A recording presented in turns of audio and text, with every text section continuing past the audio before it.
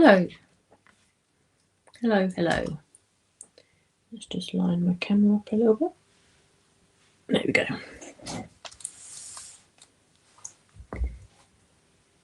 Hello, everybody. How are you all?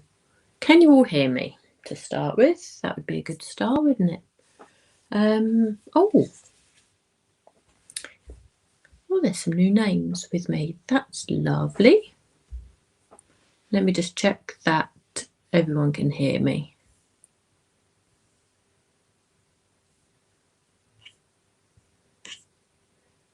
And see me. Hi, Mum. How are you? Can you hear me okay? Loud and clear. Oh, thanks, Rebecca. That's good to know. Thank you, Valerie. Brilliant. I can start saying hello to you all. Thank you, Sharon. Okay, so who do we have? We have, hi, Beverly. How are you? You all set up, Beverly? You were the first one here. Okay, hi, Patricia. Hi, Christine. Hi, Rebecca. Beth. Hello, Beth. I don't recall seeing you here before. Apologies if you have been. It's lovely to have you here. Hi, Laurie. Hi, Caroline. And we have Jean and Kinjal from Singapore. Hello. Lovely to have you here. Hi, Tony. Tony is from Long Island in New York. Welcome. It's lovely to have you here also. We've got Kathy and Deborah from Pennsylvania. Brilliant. Well, that's exciting, isn't it? There's lots of new names. We've got Glenda. Oopsie. I did notice your little ups there, Mum. Did make me giggle. You can't spell my name. I'm surprised you didn't call me Rita, Mum. Oh dear. Hi, Donna. How are you? Hi, Jean. Oh, Jean from Australia. Brilliant. And Maura from California as well. You're a new name to me, Maura. So thank you so much for tuning in. And we've got Evelyn as well. Evelyn is regular with us, which is brilliant. Okay, so let's get going. Thanks so much for joining me this afternoon. So today I am stenciling the Festive Robin. So thank you for your input. Some of you may or may not have seen my little post helping me choose what to use on today's live. It was a choice between the Festive Robin here that I'm stenciling or the die cut Robin, which has got the little Christmas hat on. And I went with the majority, and the majority of you chose this one with the stenciling. But I will, and I'll just bring him in here, just to give him a little mention, of course. I will create another video for you, and I'll put it direct to YouTube with this little chap here. This is a die set. There's no stenciling involved with this one, but I will create another little video for you with this one at some point. I can't tell you when, but say it will come in the future. But today I'm going to do some stenciling, which I don't seem to have done much stenciling with you just recently on my live, so it's nice to be able to get my Ultimate out and start playing with the inks again. I'm also going to use the Festive Tapestry papers, which were released with Lisa on, I want to say, Tuesday with the Spellbinders launch. Was that right? On this shopping event. It's a lovely set of papers, actually. It's a slightly smaller pack than the papers that Lisa usually does with us. I'll just bring in the usual size. So this is the Shabby Chic that was released not that long ago, actually, either, a week or two ago. This is an A5 set of papers, whereas the Festive Tapestry that I'm using today and was newly released this week is 5x7, and you can just see I've still got the wrapping on here. You can see that it's just slightly smaller, but it's a really lovely size. Same quality as Lisa's papers always. 200 GSM. You get 36 sheets, but they're double-sided. So I'll go through these briefly. Lisa may have gone through them with you. I'm pretty sure it's Tuesday night, wasn't it? Because I wasn't live with you, was I, Tuesday? So this is my first live with you for the week. Although I did release a little video for you with the poinsettias straight to YouTube the other day. So yeah, it'd be really nice to get stenciling with him, and I'll show you the colour combinations that I really like to use with him. I'll just briefly go through these papers because they are really lovely. They're such lovely colours to work with, and it's quite a vintagey sort of Christmas. The tapestry sort of, it really does sort of work. They're not muted colours, but they're not bright in your face colours. And you can see that you get the double-sided papers with them as well. I mean, the colours are stunning, and they very much match the limited limited edition release inks as well. So the colour sort of tones, they really do work really well, but they also match with all of Lisa's other inks as too. So I think this green is just beautiful, and I think that would tone really well with the woodland moss. And now I shall probably use that at some stage as well. So I'll just flick through these briefly. I love these mottled tones, these ones here, with sort of the sort of speckly snow in the background. Some of these papers I think can also be used outside of the festive season, to be honest with you. It's just a really nice set of colours to use. Obviously you can make them super festive, but I think depending on sort of the choices of the images that you use with them, I think you could very much make them work with other for other times of the year. Perhaps not this one so much. There's perhaps hints of snowflakes in the background, but I don't know, you creative lot, I reckon you could find a way of using them. This one in particular is sort of tartan, so if you were to go down like the Celtic or the Scottish route with that, you could easily use that. That obviously says Christmas. So look at those trees there. Just look at the detail in that. And these trees also have the patterning on them as well. It's not just flat, and there's lots of shadows involved. So Lisa's really gone to town, and as I say, as always, we've got some really lovely, gorgeous detail and texturing in here. I mean, they are flat papers, but because of the patterning on them, they've got dimension to them. And I'll just go through these quickly. I mean, look at that. I reckon you could use that one for a really modern take on a card. Like paint drips, isn't it? I think that's really, I've very nearly used that one today. Obviously Christmas trees, this one, so that would be quite festive. But I reckon some of these stripy ones, not necessarily. That's a very Christmassy one. Although I reckon if you were to split this, you could easily split that and use them as two halves. You could use the red trees and the green trees. So you could probably use that as a really sort of autumnal design. And this one I'm intrigued to use. This one, it looks really cartoony to me. So yeah, I'll be inspired to use this one at some stage. I just need to think of the right image to use that one. Anyway, so that's the papers. I'm going to use a good few of them today, because what I'm going to do is make a reverse easel card for you. So how shall I start this off? You can see on the side here the items that I'm using. So I've listed the festive robin for you, the festive tapestry paper kit, which I've just gone through for you. I'm also using this Christmas die for the sentiment. This seems to be my go-to one at the moment. It's a really large die, and you can actually see, I'll show you this. I've already put this together, but you can see the size of the dies and therefore the size of the sentiment. It's really nice and quite impactful.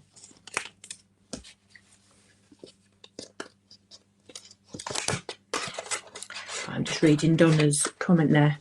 Won't be long enough to have these. They do match the inks and I need them. Oh, it looks like Donna's gone off shopping. Perhaps to go and get the papers. Is that Donna? Yeah, they are lovely papers. So what I'm going to do initially is to show you how I put the card together.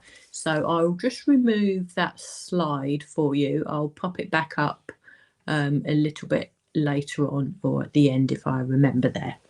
I'm going to leave these to one side. So I'm going to make a 5x7 card, mainly because I don't want to cut into those papers. So I'm adapting my card so I don't have to. I'm making a 5x7 card, and I want it to be a portrait shaped card with the fold of the card at the top, which in effect, if you were to have this as a card blank, it would be opened up this wide, and that would then be like that's larger. I'll put it that way. It's larger than an A4 size. So what I've done, I've used a piece of heavyweight white cardstock. It's not Lisa Super Smooth. I've gone slightly heavier for this, and I will be just covering this with paper. So I've cut two pieces. The first piece, I'll show you here, is 5 inches by 7 inches. So it's exactly the same size as the design paper. So that's the first piece. Now the second piece is also 5 inches wide. I've measured the 7 inches in height, so it matches, but I've also added this extra tab here. Now, the tab that I've added, this can be any size as you want. Mine works out at 1/2 inch.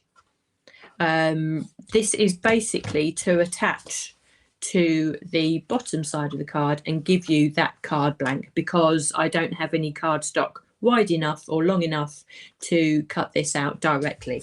Now, you can, of course, create a similar card if you were to use a normal card blank with your fold down this way, but it will be just have to be a normal like 10th fold card, a normal opening card without the easel element to it. But you can easily adapt what I'm going to make today to be a flat card. So to make this into the card that I want, along the inner edge of this flap that I've created, and all I've done is just scored along there, along that inch, and I've put my double-sided tape, and I'm using tape initially because that's got a very good grab on it, and I know that that's going to hold quite well. And I'm just going to attach these two together, and the way I do that, I line up the two pieces first, and then I fold the tab down like so.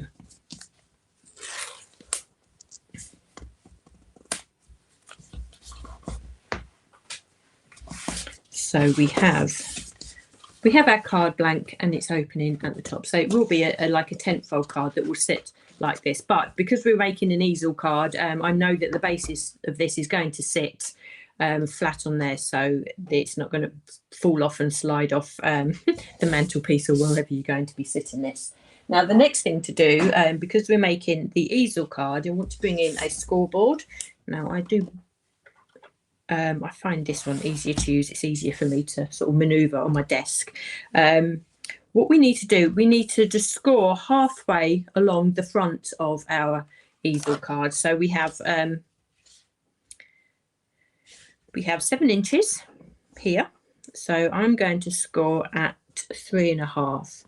Now, as I say, I'm making a 5x7 card. This can easily be scaled down to an A6 size card, because that is the size of your stencils and embossing folder for the robin. An A6 card would look absolutely brilliant. Obviously, you would have to trim your papers down. Well, if you're using tapestry papers, you'd have to trim it down. But say this whole design can be trimmed down and look absolutely brilliant on an A6 card as well. So the reason I'm using 5x7 is that I don't have to cut my papers. Now, because I'm making a reverse easel card, I want to fold the front of this card blank upwards, okay? And I want to score it that way. If I was making a traditional easel card, which again would absolutely work really well with this, I would score that down, and that would be the shape for your traditional easel card. But I'm going to do something slightly different. And so I want to score it upwards, and that is the shape of my finished card there. So now I'm going to use my papers and just line this up. Now, as I say, I don't have to cut my papers at all, so I've got no waste. And that might be the chicken's way of using this. You know what we're like with cutting into pretty papers, and also it means that I don't have any little pieces left that I can't bear to throw away and that I'm just keeping, but probably won't use.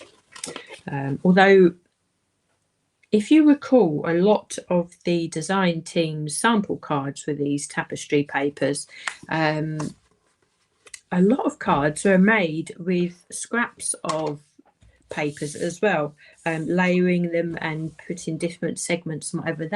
There's some really sort of good scrap busting cards that, say, the rest of the design team have made that would be ideal to use up those scraps. Now, the other pieces that I'm using, that confused me then because that was upside down. So I've put the checkerboard at the bottom here. So that's going to be the inside of my card.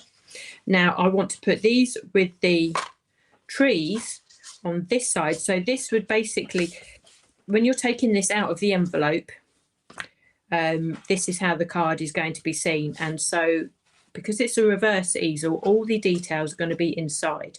And I want these trees to be the backdrop to my robin.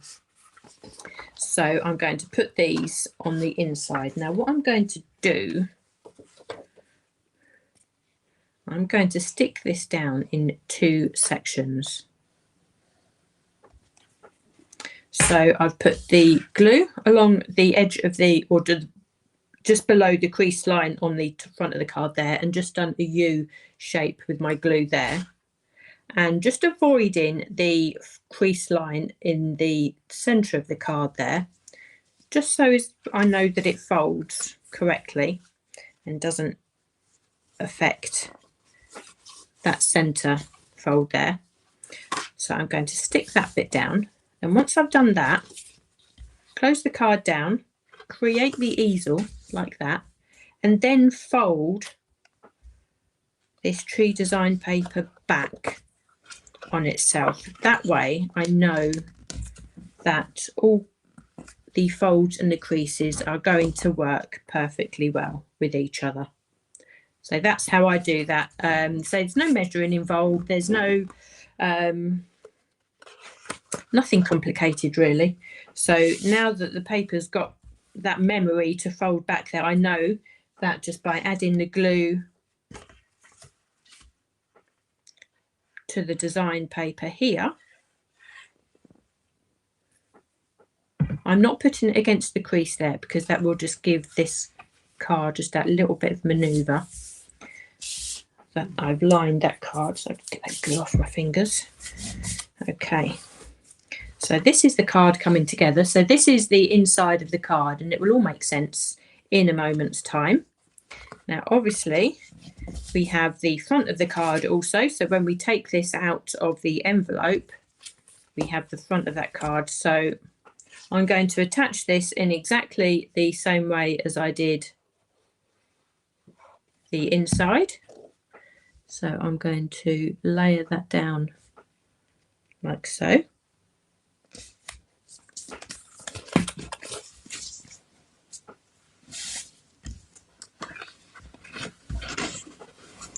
And I'm going to fold that back along the line where the crease of the easel card is. And fold that back like so. And then I'll attach my glue. Or then I'll add the glue and glue this all together. Now,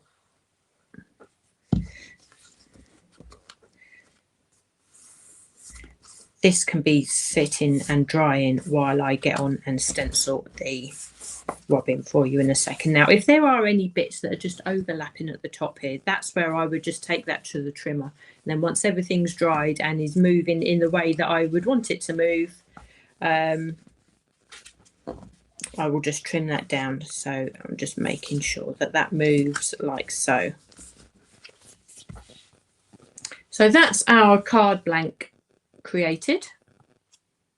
say the easel card is going to be sitting like that, and say once I put the robin on there, then all will become clear as to how that shape of that card will work. So I'm just going to leave that there to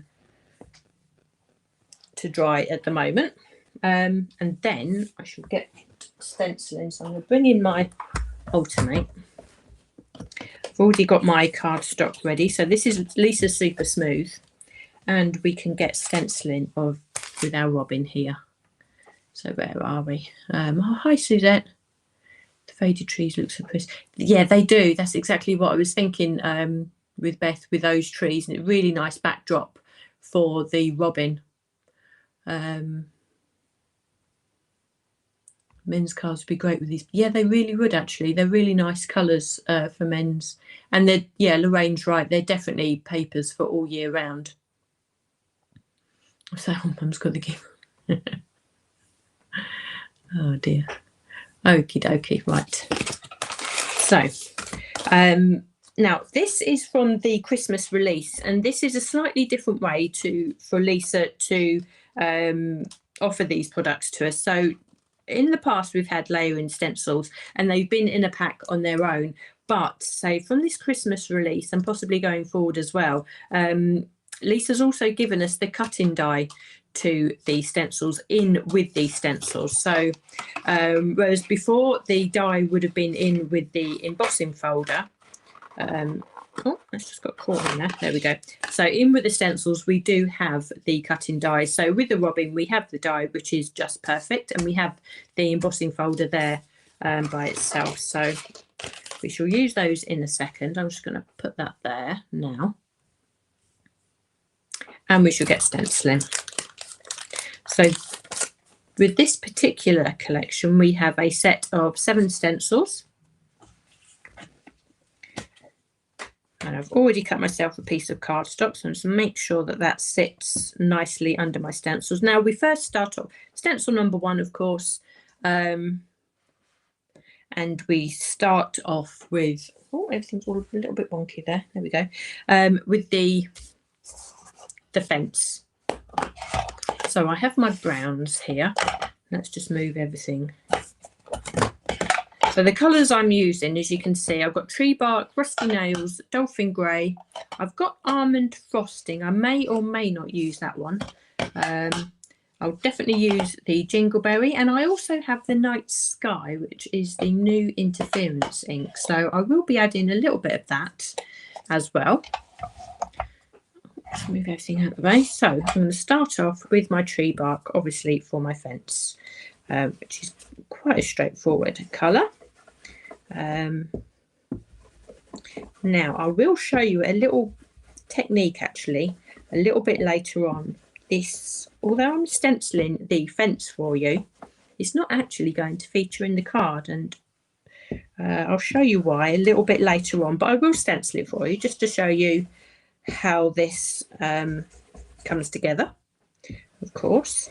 Now, as I say, I won't be using this stenciled fence in the card actually, but I could easily, it's just I've decided to just show you an alternative way of creating with this, which is always fun. So I like to give you ideas, lots of different techniques to play with, whether you choose to use them or not. But it's handy to, it's nice to watch these things, isn't it? And just have a little bank of new ideas and techniques just in the bag, just when you fancy creating something a little bit different.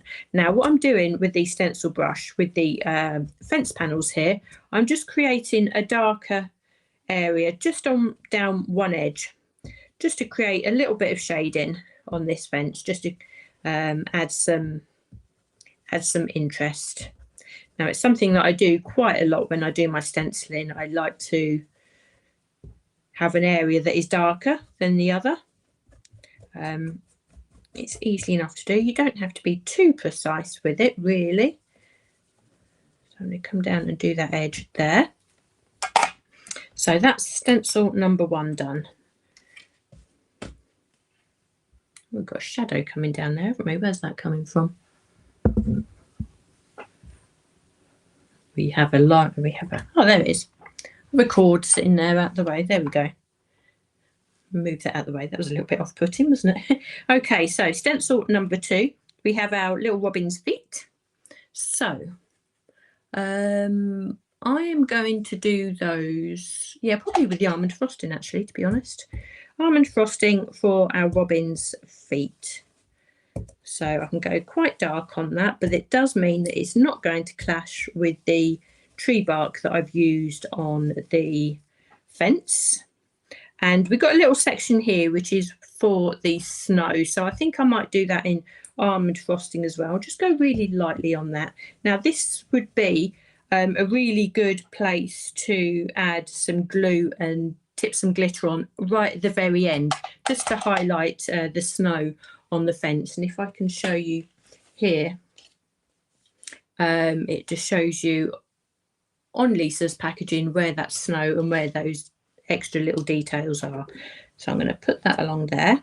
Now stencil number 3 is where we start coming on to the actual robin himself, and this first part is the under part of his wing. So I'm going to do that in Dolphin Grey.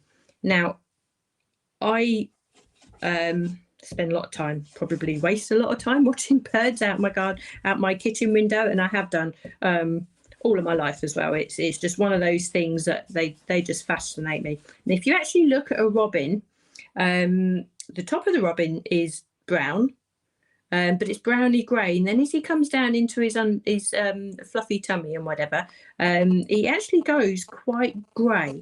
And this Dolphin Grey has got undertones of brown, and it's just the perfect colour. It works so well for the robin. So I'm going to try and create a little bit of depth and just go a little bit darker along this section with the Dolphin Grey. And then we also have these sections along here, which is like the wire going along the edge of the fence. So I'm just going to come in with my tree bark to add that in, like so. Okay, there we are. So that's that section done.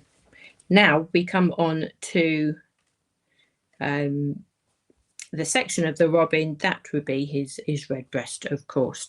So actually, let me just do the fence first. So these are the cross struts of the fence. So I'm just going to come along and get those in with the tree bark.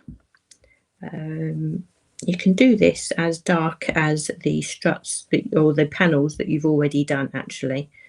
So not too much shading is required. Just put as much ink down as you can on there. Now, say this is the section where we're going to give the robin his identity, basically, his red breast. Now, again, if you go and actually look at the robin redbreast is a lot more orange than you would necessarily first think.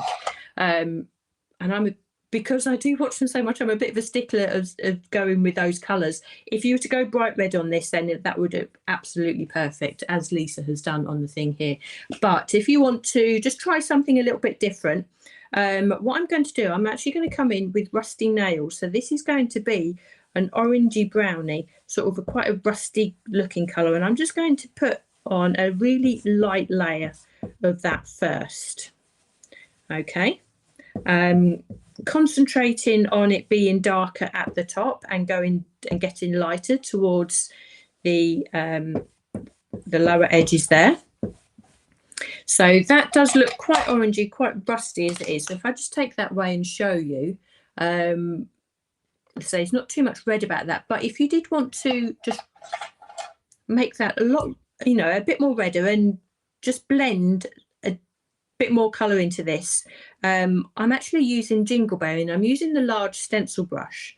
I'm just coming in with a small amount of ink, because that means that it's quite controllable, and I'm just going to add and layer that over the top of the rusty nails. Now I'm using Jingleberry. If you don't have this ink, as it's a limited edition ink, Strawberry Sundae would work perfectly well, or even red grapefruit would work really well with this as well. And I'm concentrating and putting the ink, the majority of ink at the top here.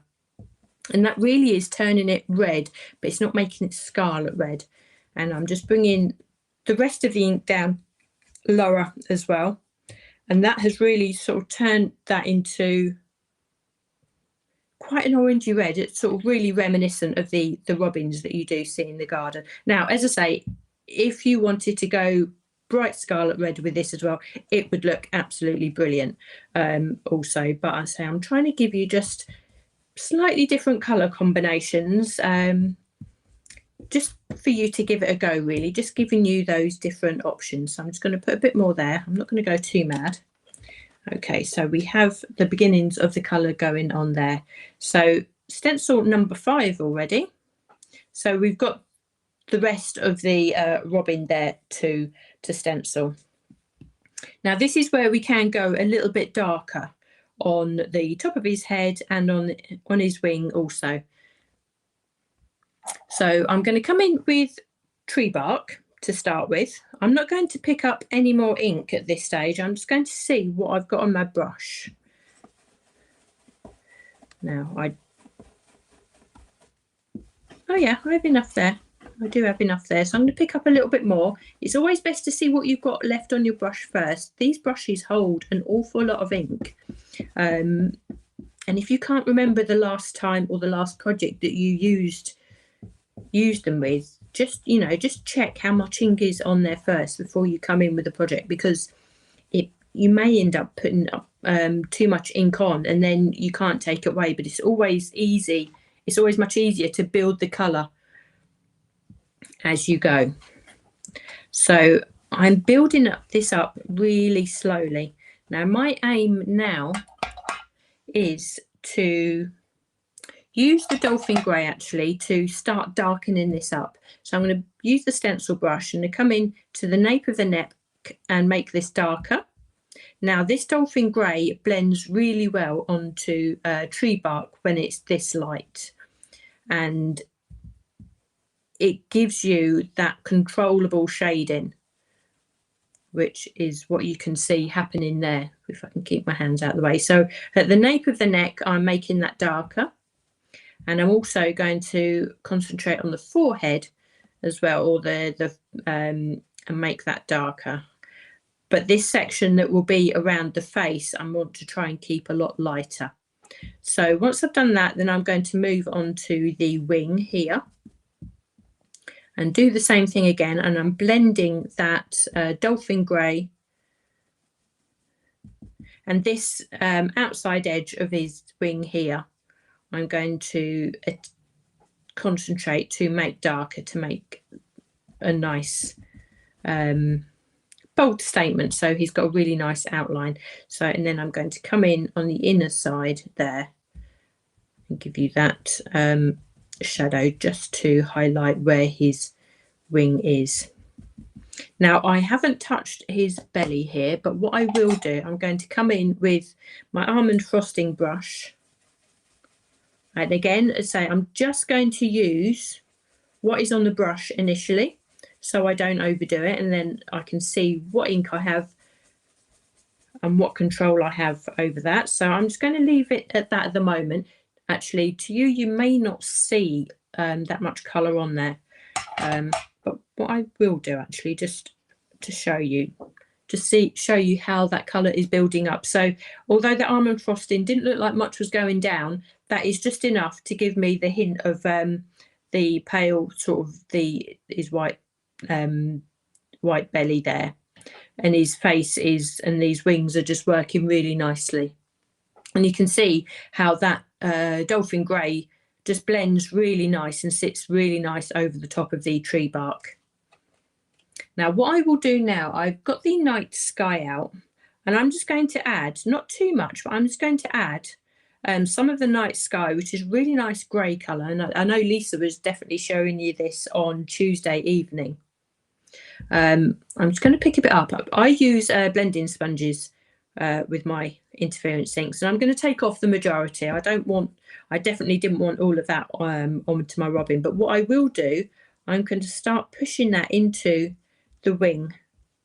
I'm not really blending too much, but I'm just sort of stroking that in just over the top of the aperture. Now what that will do, any mica that's in there will sit along that edge of the aperture, but it would also serve to give me that nice bit of shadow and give me a nice defined outline to our robin here. Now I think this is enough of a browny grey sort of colour to actually use if you wanted to use over that entire section yourself. If you didn't want to do the blending, or you found the blending just that little bit tricky, if you were to put this night sky all across his wing there, I think that would equally work. But the way that I've done that there, I've just tipped that in over the edge, and what he's just going to do is just going to give his wings and the top of his head just that little hint of mica, and I can see just those little flecks of gold coming out now. Now you'll see that also on the rest of this stencil we have the snow caps. So what I'm going to do with those, I think I'm going to use my brush for Dolphin Grey, and I'm just going to use what is left on there just to create a little bit of a shadow. Obviously this is the snow, and we can't stencil white as such because it won't be seen. But if we just put a really neutral colour on there, Almond Frosting would have also done the same job. But it will just give that illusion of the snow caps. Can you see that on there? It gives enough of an outline to show that there is something sitting on there without it being white. So hopefully that makes sense. And now that I've taken this away, you can see just how much that night sky, although I've only put a tiny amount on, it's really defined the outside form of our robin. Now what you could do actually, and maybe I will just give this a go, also for these snow caps you can just use a little bit of the interference ink, so you may be able to get just that little bit of mica. And I won't go mad on this because again I don't want to overdo it. And I can see the gold sitting on there. I wish I could show you. Maybe actually when it dries and I can tilt this to the camera, then hopefully you can see that also. So that's actually sitting and working really nice. And I know what Lisa was saying about night sky. It really does change what you sit it on top of. So although it looks quite sort of dark and foreboding in the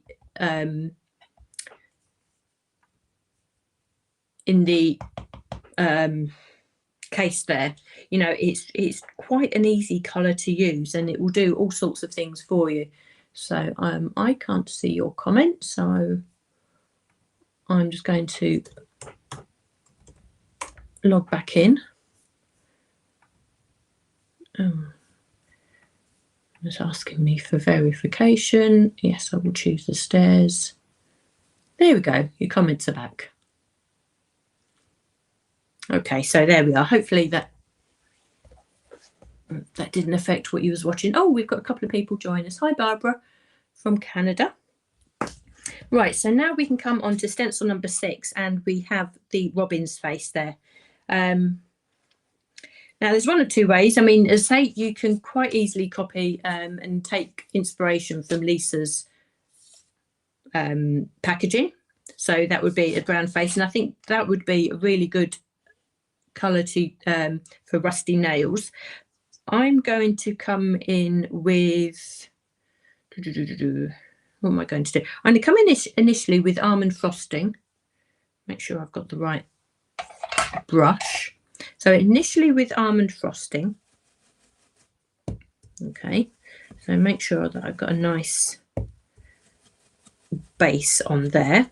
And I'm concentrating and putting most of the colour on this section here where it reaches the rest of his body. Now towards the edge of his face near his beak, I'm going to leave it a little bit whiter, and then I'm going to come in with the Dolphin Grey. Again, I'm not picking up any more ink initially, and I'm just going to work on the edge of his face there and just work with the colour that I do have and just make that a little bit darker there. So we've got the front of his face, which is where he's facing out, it'd be a lot lighter, and this side of his face, which is on the left, is a lot darker. And again, I say, you'll notice I haven't picked up any extra ink, just using what the brush is holding on to. And you can see that we've got the a lovely sort of shadow happening on his face there. So now we're on to the last stencil, and this is where we can add the details to the fence and some details into the feathers. So what you can see with the robin, because of the way that the mica works, you can actually see the colours that we've already used under the details. And what I like to do is to add these details tonally. So this section here I've used Almond Frosting, so I would again use Almond Frosting to add these details to this part of the stencil. It makes it very tonal, and it really does give it a, I think it really elevates the look. It makes it look like you stenciled with intention, that you've really sort of yeah, I really like the way that looks. Now the way that stencils are designed, actually, if you wanted to use just the one colour, that would also work as well. I'd say there's no real right or wrong way, to be honest with you. I mean, you've got to do what looks right to your eye. But if you can, just try using a couple of different colours with these stencils. They're far enough apart for them not to be contaminated, you know, not to sort of stray into another area.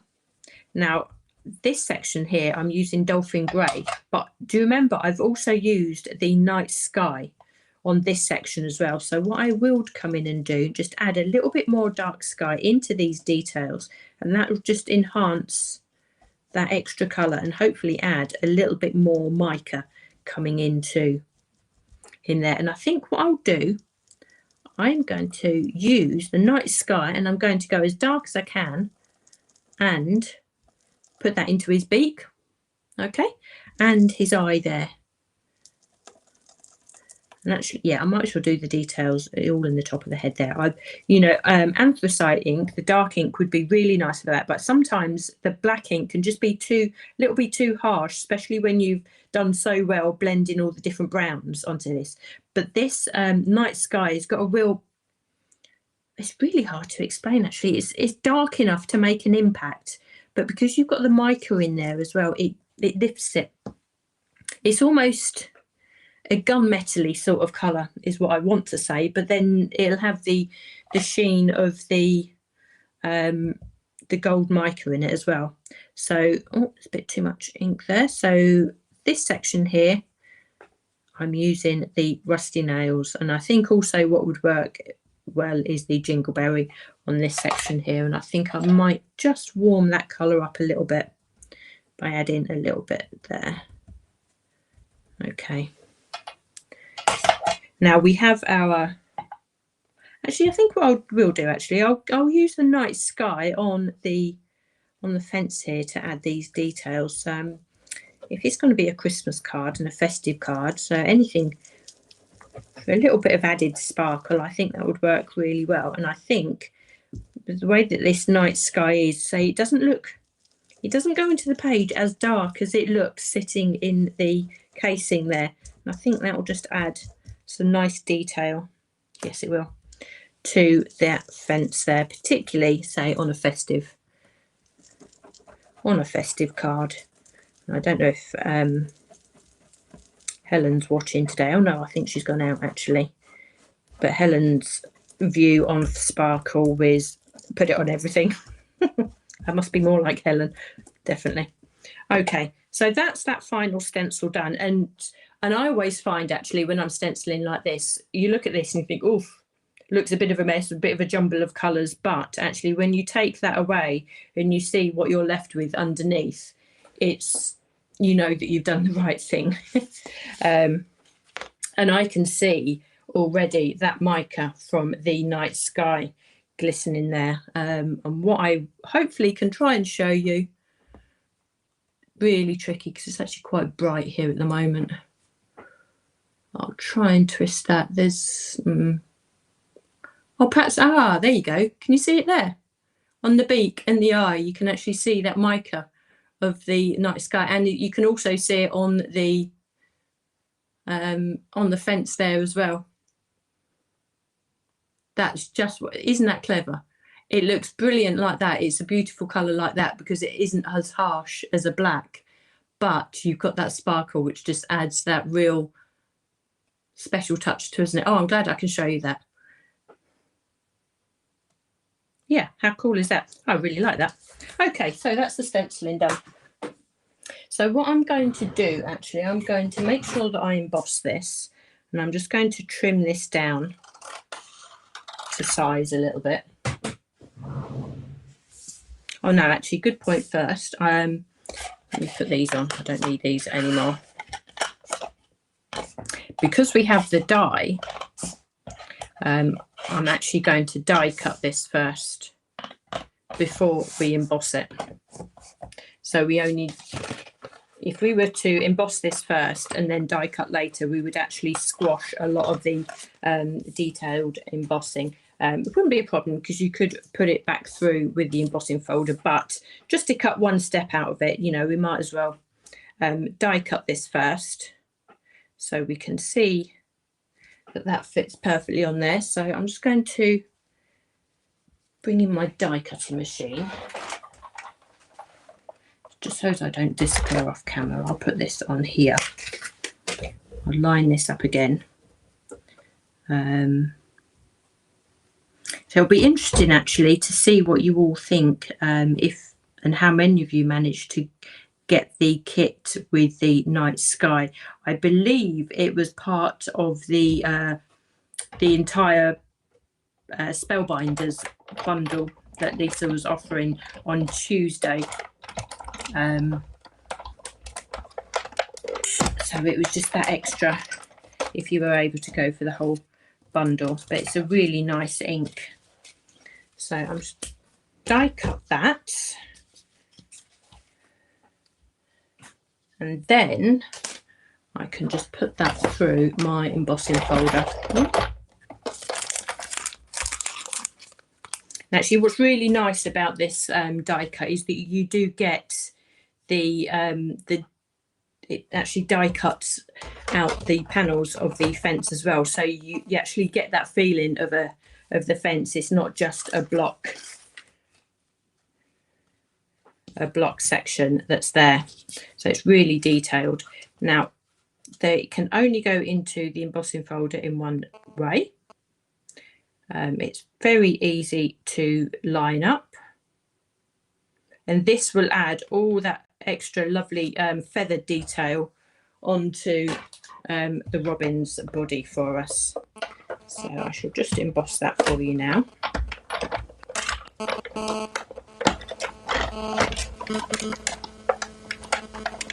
Put that through.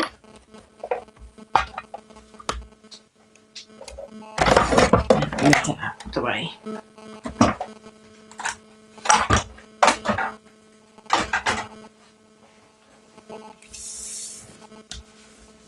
Okay, so we can open this up, and there is so much detail actually. It really adds a lot of texture to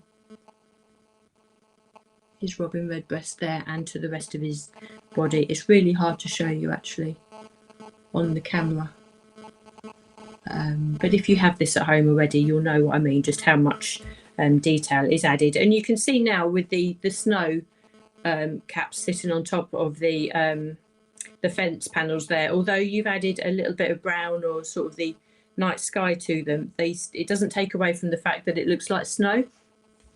It took me a long while to realise that if you wanted something white to appear white, you sort of do it in a slightly different colour. So that is a really lovely image, and the idea of this now is to sit this against our Christmas tree back in here. But what I wanted to show you as well is just a slightly different idea. What I've also done is die cut and embossed actually, and if I show you this, you may actually be able to see that detail more on the body on this one than on the white. I've actually die cut and embossed the same image from craft card, and what I thought I might do, just give you a different idea. Now, whether you choose to do this or not on this particular card, but it is just another idea for you. What I'm going to do, I'm going to snip him off the fence like that. So what I've been left with the fence.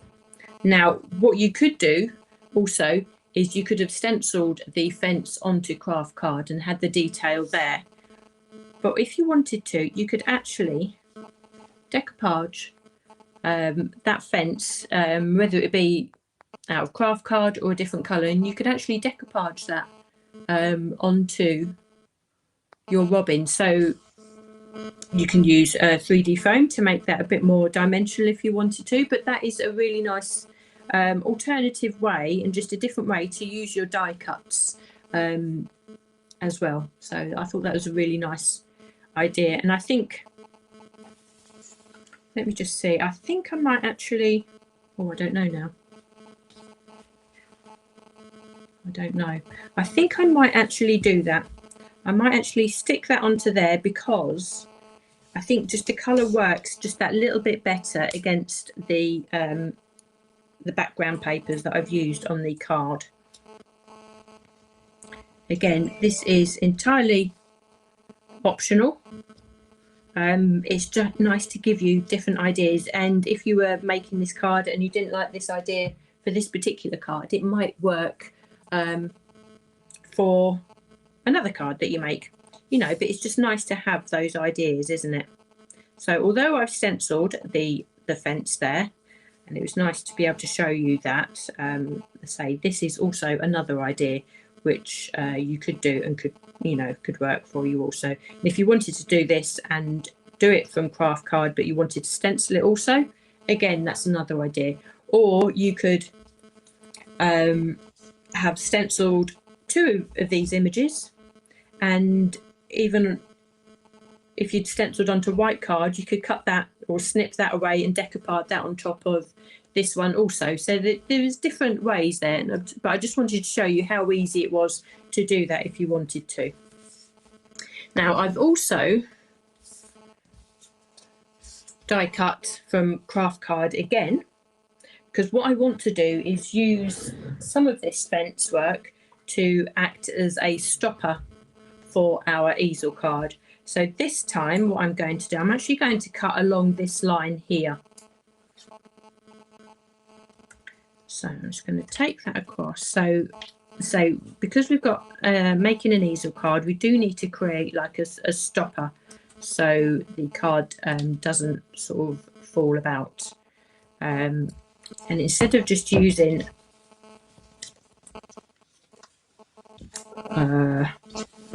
another image, I thought I'd use something that's a little bit more related to what we've got here. So to actually attach our robin to our easel card, I'm going to attach him like this. And the reason why I wanted to do this, I really wanted to make use of the fact that you can see through the fence here and the way that the fence is actually die cut. I think that sort of creates a really nice open effect. And the fact it just really looks like he's sitting on a proper fence, whereas if the easel was the other way, the fence would be sitting actually on the card like that, wouldn't it? Which again I think would work in itself, but it's nice to have options, isn't it? It's all about trying new ideas, and I think that just really works with the trees in the background. So I'm just only going to put glue onto our robin and have him sitting in front of our trees. You could possibly even use foam pads, actually, to be honest. So I'm going to put that there. Now it's entirely up to you how much of the fence also that you have sitting up on top of the easel here.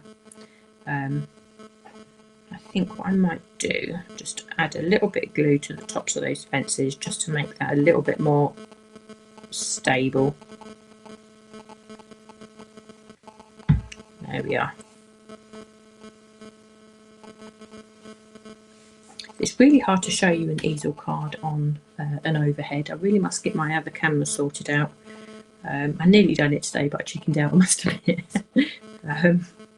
It's actually going quite technical, but I will do. I've got the setup there, so one of these days I will get that going. So that I really like that. I just really like the idea that he's sitting on a fence like that. Now we do need to have a stopper, although to be honest, that is sitting quite low that it would work by itself. But if we can put a stopper onto the bottom of the this section here and use the fence to do so, I think it's just a really nice sort of continuation of the design, as opposed to using another sort of piece of cardstock that may not sort of fit. Obviously you could put a bar across there which would have the sentiment on as well. That would work. So I'm putting my 3D pads on there, and actually these wider fence panels fit those larger 3D foam pads perfectly. Now I'm going to have to snip one in half so I can put that onto the smaller panels at the end, like so, on there, and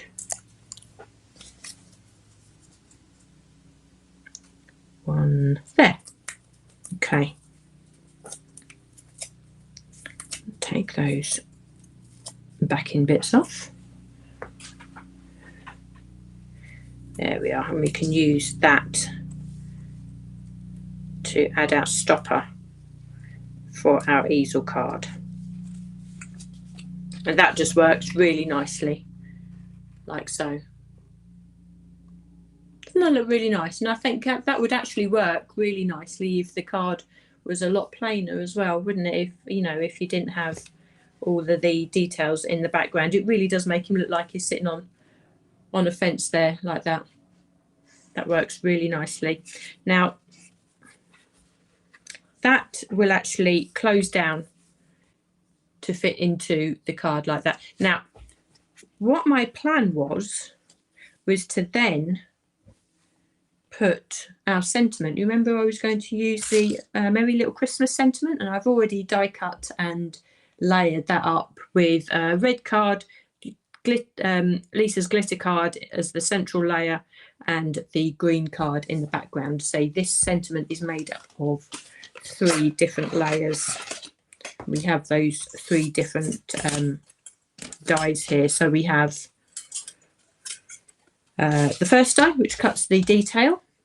Then we have layering die, which is what I die cut the glitter from. And then the final backing layer is the final die there. Now, I thought before I actually started this that I would actually close the card down and put the sentiment on the front like that. But that isn't going to work. I didn't think that through particularly well because of the way that the easel is sitting, but I can have this sentiment sitting on the inside like that. Actually, that works perfectly well. So again, it's so hard to show you. There we are. So we have the easel card sitting in there, and you can have your sentiment sitting on the inside of the card also. But I think that's just a really nice attractive piece to sit on the mantelpiece, and to say it sits there perfectly well. I know some cards that you make certain shapes and they sort of fall all over the place, but this one isn't going to do that. And if you wanted to put more of a visible statement, you could actually, more of a visible sentiment I should say, you can actually put that across the front there. So that's that card. We've used lots of the papers as well, but I think they all tone in well together. They can all be used together. and I especially like those trees in the background as well.